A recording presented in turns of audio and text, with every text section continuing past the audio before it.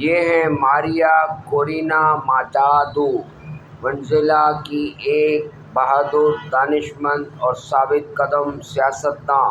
51 سالہ ماریا کورینا نے اپنی زندگی عوامی خدمت، سچائی اور جمہوریت کے نام وقف کر دی۔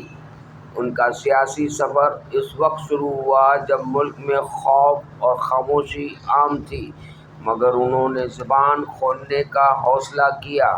انہوں نے کئی برسوں تک اپوزیشن اتحاد کے ساتھ مل کر جمہوری حقوق کے لیے آواز بلند رکھی، لیکن اقتدار نے انہیں الیکشن میں حصہ لینے سے روک دیا۔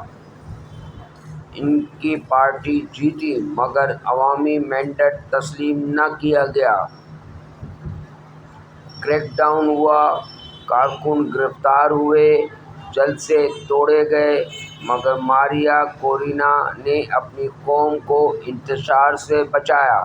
انہوں نے کہا، ہم نفرت سے نہیں، حکمت سے جیتیں گے۔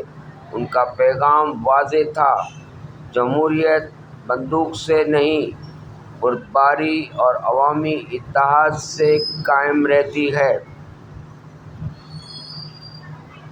اور اب ناروے کی نوبل کمیٹی نے ان کی سیاسی سمجھ بوجھ، جمہوری استقامت اور قومی یکجہتی کے جذبے کو امن کے عالمی اعزاز سے نوازا ہے۔